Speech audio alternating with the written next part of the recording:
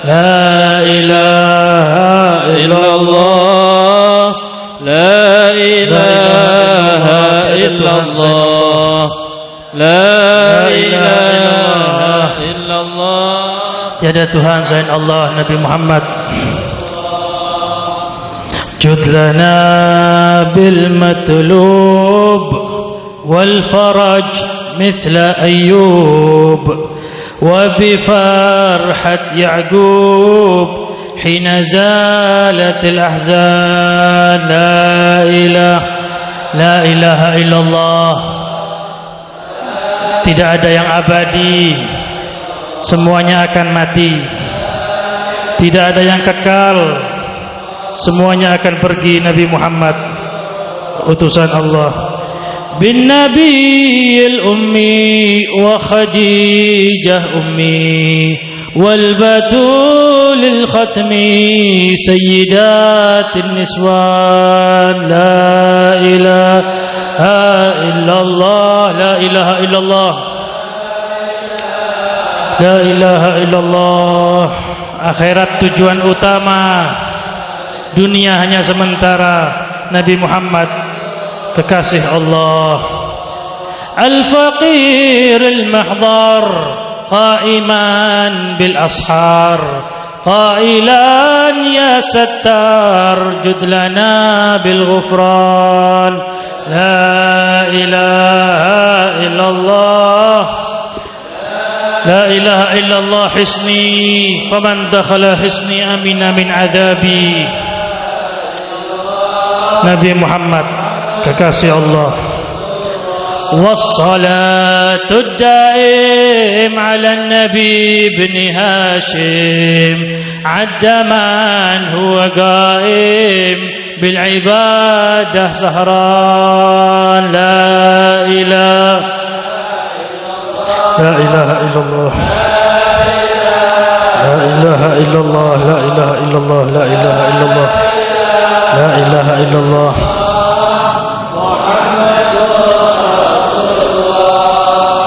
Alhamdulillah.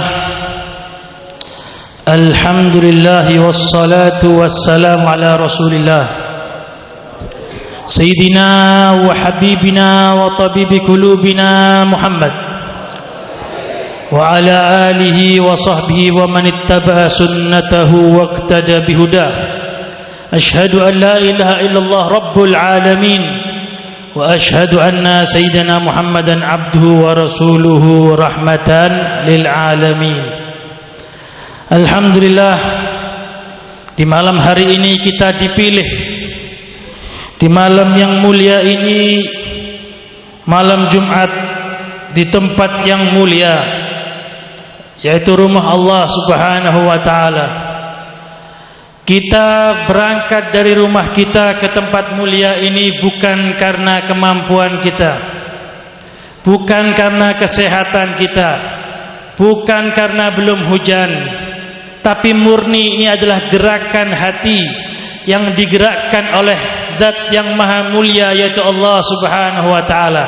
Artinya kita berarti dipilih oleh Allah Subhanahu wa ta'ala di antara ribuan, ratusan ribu atau mungkin jutaan manusia yang dipilih untuk berangkat ke tempat-tempat kebaikan hanya sedikit.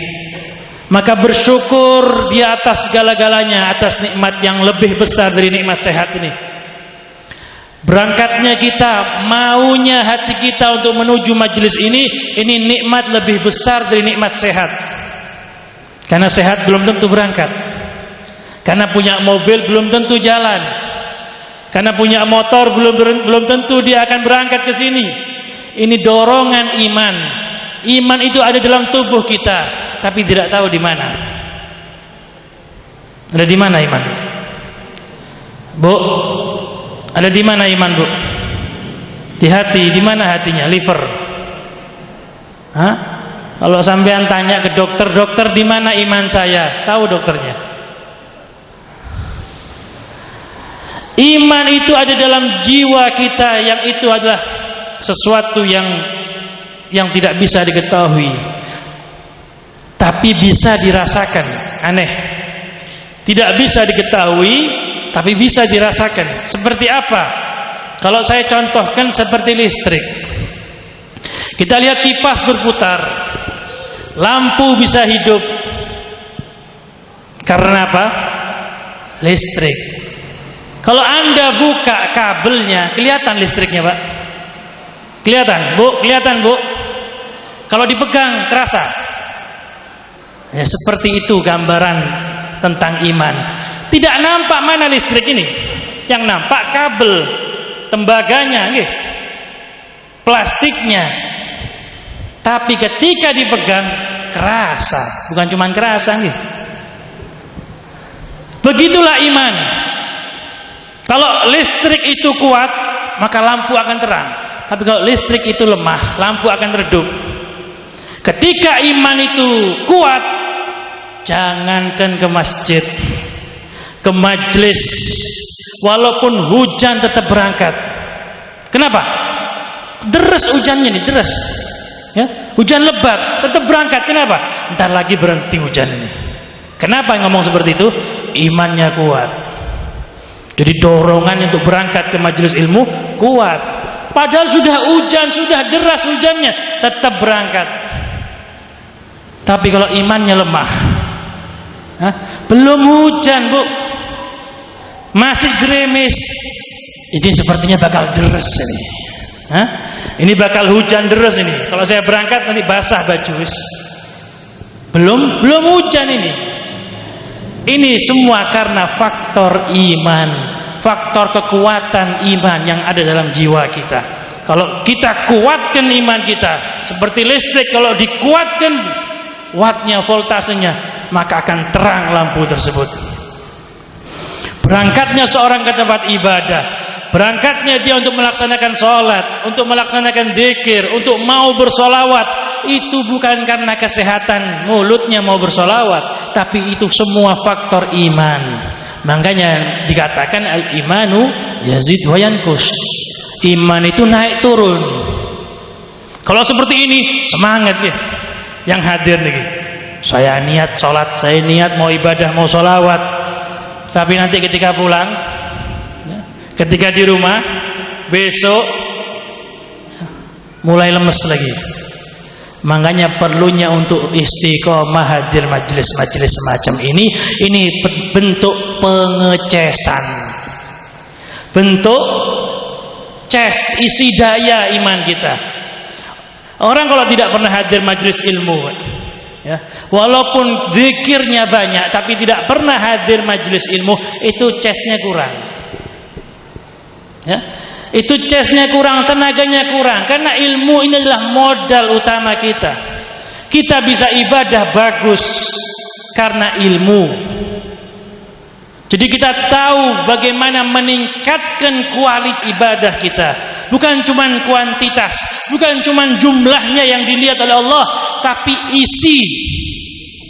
Makanya Sayyidina Ali mengatakan, ya, fokuslah kalian, ya, perhatikan bagaimana supaya ibadah kita ini berbobot, bukan cuma banyak-banyakan ibadah. Kita ini fokusnya bukan memperbanyak sholat, bukan memperbanyak zikir saja, tapi fokus bagaimana sholat itu berisi, bagaimana sholat yang 2 rakaat itu nilainya luar biasa di sisi Allah Subhanahu Wa Taala. Kenapa kata Sayyidina Ali?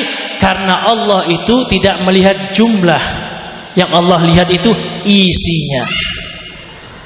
Liyabluwakum ayyukum ahsanu amala, dalam surat Tabarak.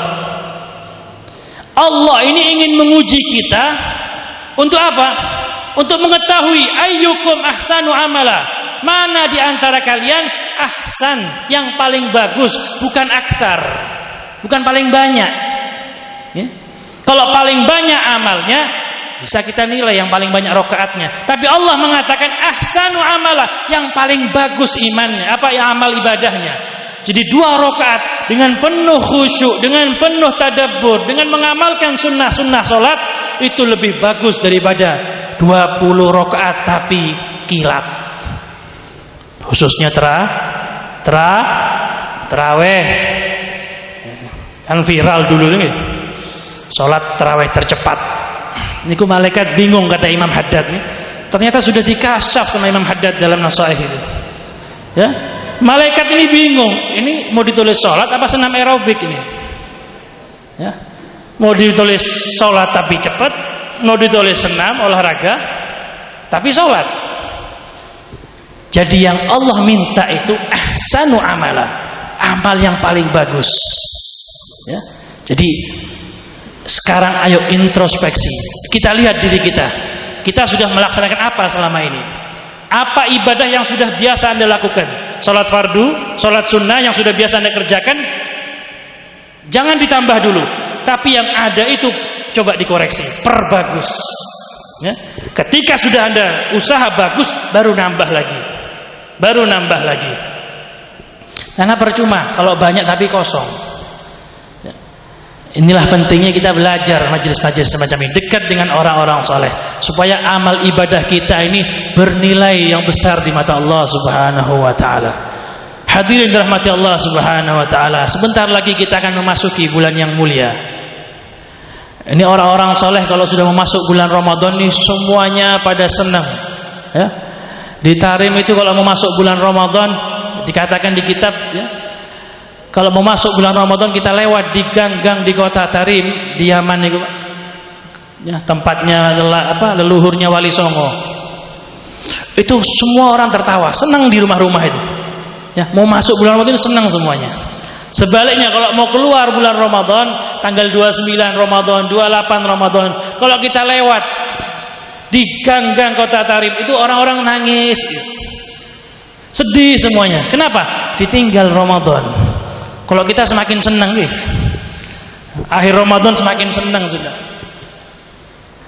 Karena kita tidak melihat bagaimana Ramadan ini. Tadi dibacakan bagaimana hadis Nabi Muhammad SAW. Kita sholat sekarang, sholat fardu, sholat isya yang telah kita lakukan, pahalanya, ya, tertulis oleh Allah Subhanahu Wa Taala bisa sampai 700 kali lipat pahala amal ibadah. Sholat fardu, tapi di bulan Ramadan itu seperti 70 kali di sholat selain Ramadan. Jadi sholat isya sekarang kita 70 kali sama dengan 1 kali isya di bulan Ramadan. Jadi orang-orang sholat itu sangat senang di bulan Ramadan. Berarti ada diskon besar-besaran ini. Ya, amal sedikit, pahala banyak. Cuman masalahnya kita tidak melihat pahalanya. Makanya tetap aja masjid sepi. Pertama tanggal 1, Masya Allah, soft penuh. Betul apa masjid ini sama? Di sini sama gitu? Sama berarti. Banyuwangi, di Tegal sama gitu. Penuh, Masya Allah. Semakin hari tambah maju softnya. Kenapa hadirin? Ya karena manusia hanya melihat zahir saja, tidak melihat bagaimana intinya. Kalau seandainya ditampakkan pahala ibadah nih, ya, kalau ditampakkan seumpama kita sholat, kita hadir sekarang majelis ilmu semacam ini, terus Allah tunjukkan pahalanya sekian, ini sampai terop pintu jalan raya itu ditutup. Kenapa? Orang rebutan hadir karena melihat langsung. Cuman karena tidak tampak pahalanya, nah inilah diuji keimanan kita. Manut apa tidak? Semangat apa tidak imannya? Ini pengujian, dites iman kita. Makanya Sayyidina Ali bin Abi Thalib dan para sahabat yang lain itu mereka sudah di puncak keimanan hadirin. Makanya beliau mengatakan, lau kushifal hijab masdadtu yaqina. Andai kata dibuka, disingkapkan hijab, nampak surga, nampak neraka, tidak tambah ibadahnya karena sudah full. Ya? Karena sudah full ibadah mereka. Itulah orang-orang soleh, para sahabat Nabi Muhammad SAW. Cintanya sudah full kepada kanjeng Nabi, sholatnya sudah full, luar biasa. Andai kata dibuka hijab, tidak tambah batang, karena sudah penuh. Ya kalau kita, Masya Allah ya. Makanya ketika Allah Subhanahu Wa Taala menciptakan surga, jadi dengan surga ini makhluk ya, makhluk ini kan yang diciptakan, yang menciptakan Khalik. Jadi kullu ma siwallah, segala sesuatu selain Allah itu makhluk, termasuk surga dan neraka. Ketika Allah menciptakan surga dan neraka, Allah panggil malaikat Jibril. Kalau bahasa kita Jibril, nggih ya Allah, saya baru menciptakan tempat yang namanya surga. Uiddatil muttaqin, dipersiapkan untuk hamba-hambaku yang bertakwa kepada Allah, kepadaku, kata Allah. Coba cek ya, malaikat Jibril disuruh melihat, ini ada bangunan baru yang namanya surga. Ketika masuk, malaikat Jibril kaget. Seindah ini surga, seluas itu surga, bangunannya luar biasa. Langsung lapor sama Allah, ya Allah, ini surga ya Allah bakal penuh nih ya Allah. Kenapa? Siapa yang tidak mau masuk surga? Semua yang diinginkan ada ya? Semua yang kita mau ada, bahkan terlintas dalam hati langsung ada. Pemandangan begitu indah, mala ainun ra'at wala udhunun sami'at wala khatara ala qalbi bashar. Tidak pernah ada mata yang memandang indahnya surga. Kalau kita pernah jalan-jalan ke tempat yang indah, maka surga jauh lebih indah. Kita pernah mendengar cerita tentang istana, tentang rumah yang mewah, maka surga jauh lebih indah daripada yang kita dengar. Bahkan seumpama kita membayangkan sekarang dalam hati kita ada gedung, ada air terjun, ada sungai bermacam-macam, surga jauh lebih indah dari itu. Kalau kita baca Al-Quranul Karim, disebutkan jannatun tajri min tahtihal anhar, di situ ada surga, taman yang ada sungai-sungai mengalir di bawahnya. Bahkan disebutkan juga ada buah-buahan di surga. Itu hanya persamaan bahasa saja supaya kita faham. Di surga ada buah, ada apel, mungkin ada durian. Hanya namanya saja sama, rasanya tidak sama. Ada khamr di surga, ada bir, ada minuman keras. Kalau di surga jadi minuman lembut mungkin ya. Namanya khamr, tapi rasanya beda, tidak membuat memabukkan. Jadi sangat super istimewa surga tersebut. Makanya malaikat Jibril ngomong, ya Allah, penuh nih ya, bakal penuh, rebutan orang masuk surga ini. Masjid-masjid bakal penuh, majelis taklim bakal penuh ya, semuanya penuh, tempat-tempat ibadah penuh ya. Ya sudah, kalau gitu kata Allah Subhanahu wa taala, ditutup saja. Ya, dilapisi saja. Dengan apa ya Allah? Nabi mengatakan, huffatil jannatu bil makarih. Surga itu dilapisi dengan sesuatu yang al makarih. Napa makarih niki? Aras-arasan. Males. Ya. Padahal surga. Napa contohnya? Gini ki majelis semacam ini. Kalau kita mau berangkat males, aras-arasan, coba pikirkan, itu surga. Itu ini lapisannya aras-arasan, harus dilawan. Karena memang sudah Nabi yang mengatakan surga itu memang dilapisi dengan aras-arasan. Salat berjamaah aras-arasan, males. Mau sedekah mikir. Padahal itu tiket ke surga. Ini memang dibuat semacam ini agar kita berlomba-lomba, mana yang sukses, mana yang tidak lulus. Jadi kalau Anda bisa menembus lapisan surga, bisa melawan aras-arasan malas, luar biasa, juara kita nanti. Amin ya Allah. Kemudian kata Allah kepada malaikat Jibril, saya sudah membuat tandingannya. Kenapa nih ya Allah? Neraka. Saya sudah membuat tandingannya Jibril, neraka. Cek, coba lihat tuh.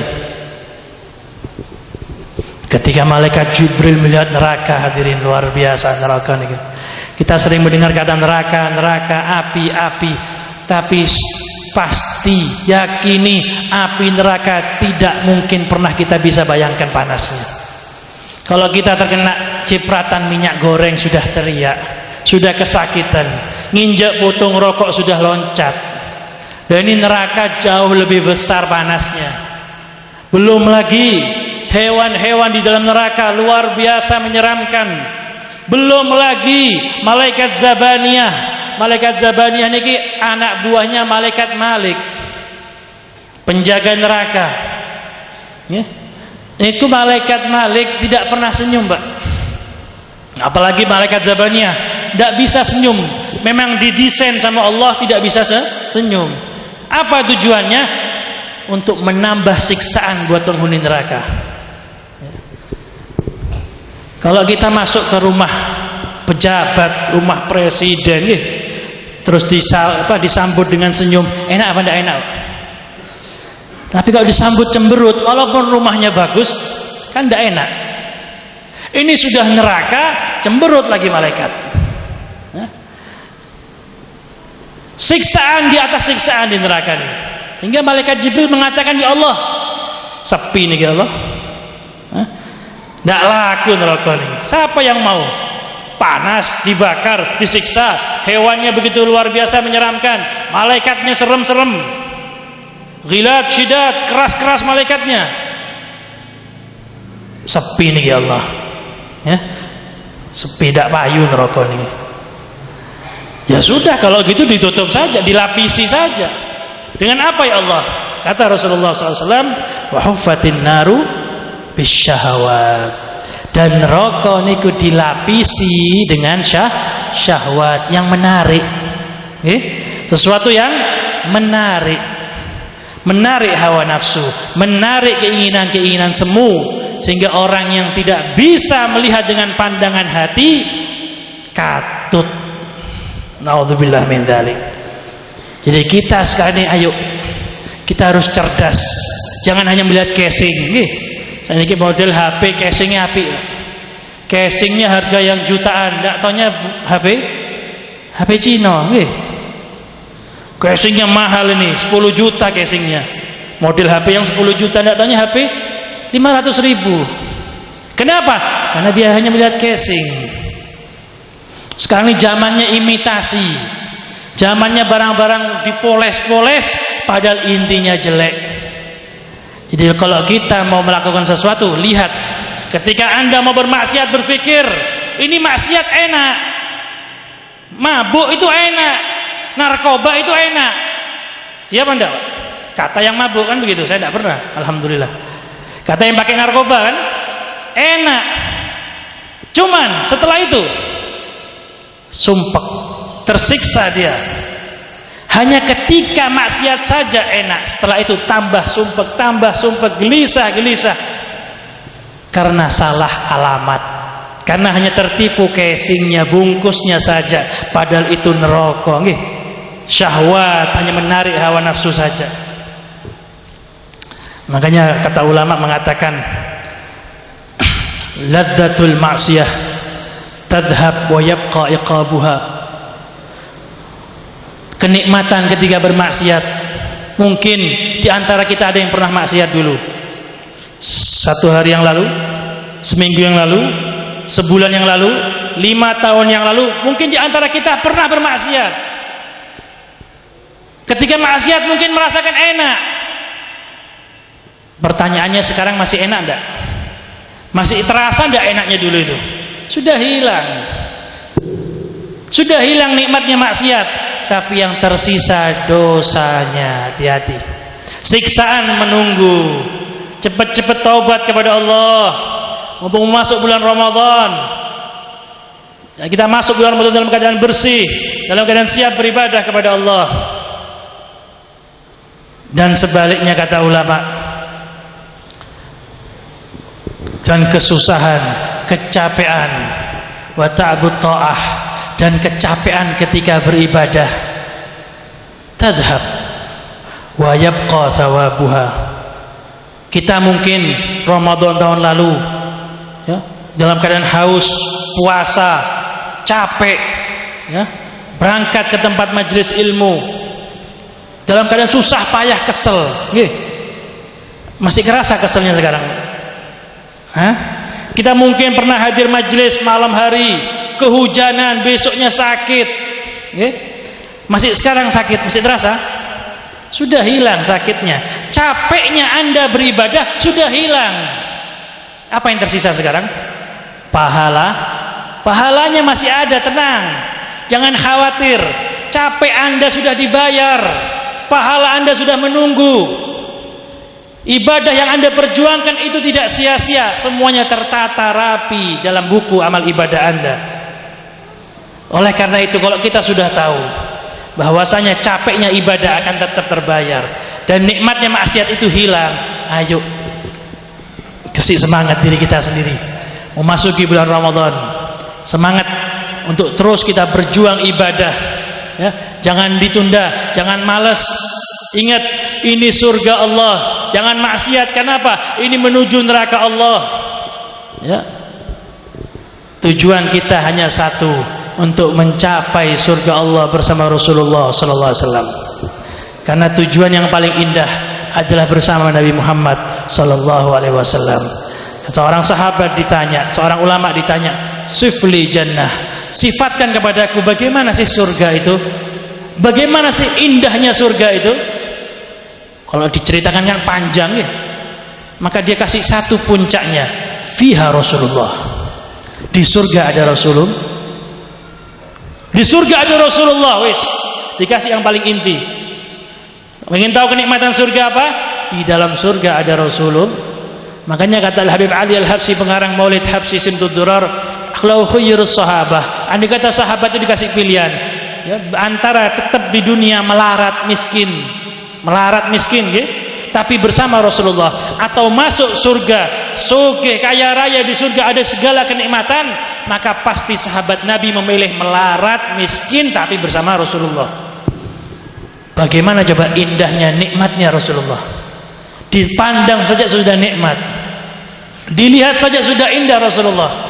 Apalagi bersalaman dengan Rasulullah, duduk bersama Rasulullah, hadir majelisnya Rasulullah, makmuman sama Rasulullah. Ini kenikmatan yang luar biasa, lebih daripada surga. Karena surga diciptakan untuk Rasulullah sallallahu alaihi wasallam. Hadirin yang dirahmati Allah Subhanahu wa taala. Khususnya saya mengajak kepada diri saya pribadi dan kepada semuanya hadirin hadirat, ayo kita memasuki bulan Ramadan. Yang pertama, yang paling utama adalah tata hati kita, niat yang betul. Jangan kita masuk Ramadan seperti masuk bulan-bulan yang lain, biasa saja, boten nggih. Niat dari sekarang, saya akan menambah ibadah di bulan Ramadan, saya akan mengaji di bulan Ramadan. Niat dari sekarang, di hati kita diatur, saya mau ibadah di bulan Ramadan, ya. Saya mau fokus kepada amal akhirat. Karena banyak daripada saudara-saudara kita yang Ramadan tahun lalu sekarang sudah tidak ada lagi. Kita tidak tahu apakah ini Ramadan terakhir. Kalaupun Ramadan terakhir, maka alangkah indahnya kalau kita sudah niat dengan baik. Ketika kita meninggal dipanggil Allah Subhanahu wa taala, kita ditulis melakukan amalan yang kita niatkan tadi. Padahal belum diamalkan, tapi karena sudah niat yang banyak, ditulis oleh Allah Subhanahu wa taala. Makanya dikatakan niatul mukmin khairun min amalih. Niatnya seorang mukmin lebih bagus dari amalnya. Karena niat murni, tidak ada riya di situ. Perbagus niat dari sekarang. Niat mau hadir tarawih, niat mau isi terus malam Ramadan, niat mau mengaji Al-Quran, niat mau terus puasa, menjaga dari berbohong, ghibah. Nanti ternyata kejadiannya itu ada dosa, itu di luar kemampuan kita. Yang penting sudah kita usahakan. Kita banyak istighfar kepada Allah Subhanahu wa taala, maka Ramadan akan menjadikan kita orang-orang yang muttaqin. La'allakum tattaqun, kata Allah Subhanahu wa taala, agar kita ini bertakwa betul-betul di bulan Ramadan. Hasilnya, karena kata ulama, Ramadan ini seperti madrasah. Kita ini sekarang mau pendaftaran, gitu. Mau pendaftaran masuk madrasah. Bukan madrasah ibtidaiyah, bukan madrasah sanawiyah, ini madrasah Ramadaniyah. Madrasahnya Allah, madrasahnya Nabi Muhammad. Kita mau daftar sekarang masuk Ramadan. Namanya masuk madrasah itu tidak enak terus, Pak, ya. Bukannya terus enak, pasti ada ujian, ya. Ada tes, ada di situ bagaimana dikasih soal-soal. Kita masuk bulan Ramadan, diuji sama Allah, disuruh puasa, diuji, disuruh jangan berbohong, jangan bergibah, jangan makan, jangan minum, disuruh sholat tarawih. Ini madrasah. Kalau kita sukses sampai 30 Ramadan, kita penuhi semuanya, kita laksanakan, tidak ada pelanggaran di madrasah Ramadan ini, maka kita masuk bulan Syawal statusnya lulus. Ya, statusnya apa lulus tersebut? Itqun minan nar. Itqun minan, ini lulus yang paling istimewa nih. Jadi madrasah sekarang ini, kita mau masuk madrasah. Ayo, hilangkan semuanya. Penyakit-penyakit hati kita bersihkan. Niat ya, niat yang berbanyak, niat yang bagus. Karena para ulama itu mau masuk bulan Ramadan itu 6 bulan sebelumnya sudah persiapan. Persiapan mau menyambut Ramadan. 6 bulan setelahnya itu sedih karena ditinggal Ramadan. Kalau kita kan berapa hari ini baru senang. Itu sebelumnya sudah senang mereka. Karena mereka indahum azim, di mata mereka Ramadan ini sangat luar biasa. Ya, perbagus niat. Ini madrasah, kita mau dites, kita mau diuji, mudah-mudahan kita semua lulus. Mudah-mudahan kita semua lulus. Keluar dari bulan Ramadan dalam keadaan status kita itqun minan nar, diselamatkan dari api neraka. Ya Allah, amin ya rabbal alamin. Wa hadza minni, mohon maaf jika ada kekurangan. Billahi taufiq wal hidayah. Wassalamualaikum warahmatullahi taala wabarakatuh. Jazakumullah khair. Beliau dari Banyuwangi, Jawa Timur, kemudian jadi menantu Al-Habib Tahir. Sekarang beliau menetap di Tegal. Mudah-mudahan tambah semangat di dalam dakwah. Amin ya rabbal alamin. Sebelum